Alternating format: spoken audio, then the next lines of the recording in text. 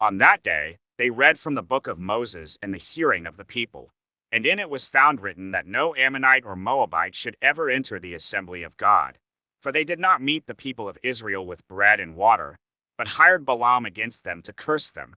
Yet our God turned the curse into a blessing. As soon as the people heard the law, they separated from Israel all those of foreign descent.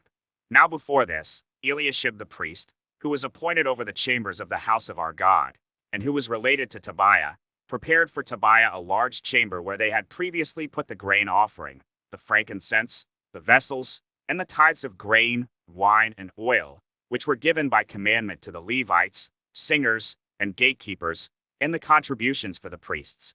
While this was taking place, I was not in Jerusalem, for in the 32nd year of Artaxerxes king of Babylon I went to the king. And after some time I asked leave of the king, and came to Jerusalem.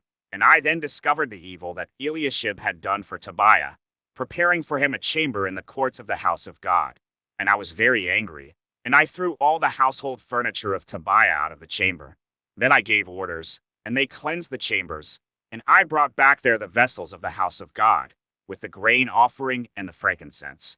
I also found out that the portions of the Levites had not been given to them, so that the Levites and the singers, who did the work, had fled each to his field. So I confronted the officials and said, "Why is the house of God forsaken?" And I gathered them together and set them in their stations. Then all Judah brought the tithe of the grain, wine, and oil into the storehouses. And I appointed as treasurers over the storehouses Shelemiah the priest, Zadok the scribe, and Pedaiah of the Levites, and as their assistant Hanan the son of Zachar, son of Mattaniah, for they were considered reliable, and their duty was to distribute to their brothers. Remember me, O my God, concerning this, and do not wipe out my good deeds that I have done for the house of my God and for his service. In those days I saw in Judah people treading winepresses on the Sabbath, and bringing in heaps of grain and loading them on donkeys, and also wine, grapes, figs, and all kinds of loads, which they brought into Jerusalem on the Sabbath day. And I warned them on the day when they sold food. Tyrians also, who lived in the city, brought in fish and all kinds of goods, and sold them on the Sabbath to the people of Judah, in Jerusalem itself. Then I confronted the nobles of Judah and said to them, "What is this evil thing that you are doing, profaning the Sabbath day? Did not your fathers act in this way? And did not our God bring all this disaster on us and on this city? Now you are bringing more wrath on Israel by profaning the Sabbath."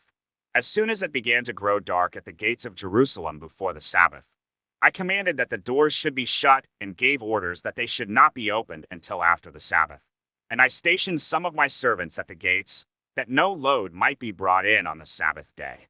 Then the merchants and sellers of all kinds of wares lodged outside Jerusalem once or twice. But I warned them and said to them, "Why do you lodge outside the wall? If you do so again, I will lay hands on you." From that time on they did not come on the Sabbath. Then I commanded the Levites that they should purify themselves and come and guard the gates, to keep the Sabbath day holy. Remember this also in my favor, O my God, and spare me according to the greatness of your steadfast love. In those days also I saw the Jews who had married women of Ashdod, Ammon, and Moab, and half of their children spoke the language of Ashdod, and they could not speak the language of Judah, but only the language of each people. And I confronted them and cursed them and beat some of them and pulled out their hair. And I made them take an oath in the name of God, saying, "You shall not give your daughters to their sons, or take their daughters for your sons or for yourselves." Did not Solomon king of Israel sin on account of such women? Among the many nations there was no king like him, and he was beloved by his God. And God made him king over all Israel. Nevertheless, foreign women made even him to sin.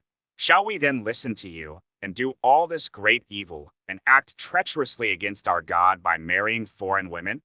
And one of the sons of Jehoiada, the son of Eliashib the high priest, was the son-in-law of Sanballat the Horonite. Therefore I chased him from me. Remember them, O my God, because they have desecrated the priesthood and the covenant of the priesthood and the Levites. Thus I cleansed them from everything foreign, and I established the duties of the priests and Levites, each in his work. And I provided for the wood offering at appointed times, and for the firstfruits. Remember me, O my God, for good.